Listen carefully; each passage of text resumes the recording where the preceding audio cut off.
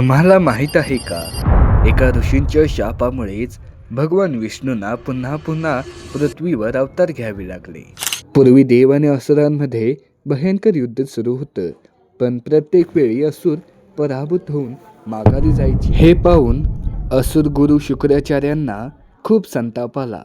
त्यांनी सर्व असुरांना त्यांच्या आई काव्यमाता हिच्या आश्रमात ठेवले आणि स्वतः मृत संजीवनी मंत्र मिळवण्यासाठी हिमालयाकडे निघाले. मृत संजीवनी मंत्र हा असा शक्तिशाली मंत्र होता की त्याच्या प्रभावाने मृत्यू व्यक्तीलाही पुन्हा जीव मिळू शकते.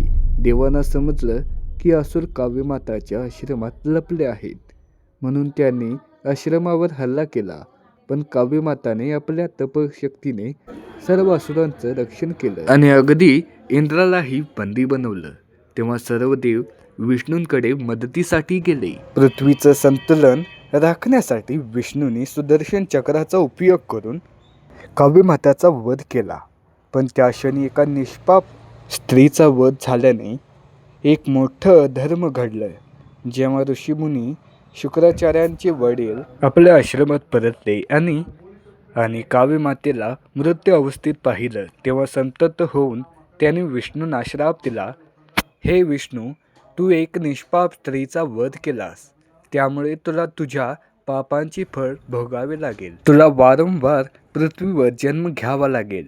मानव म्हणून दुःख, विरह आणि संघर्ष अनुभवावे लागतील. याच कारणामुळे भगवान विष्णूंनी राम, कृष्ण, परशुराम, नरसिंह अशा अनेक अवतार घेतले. प्रत्येक अवतारात त्यांनी दुःख भोगले, पण त्या वेदनेतून त्यांनी धर्माची पुनर्स्थापना केली.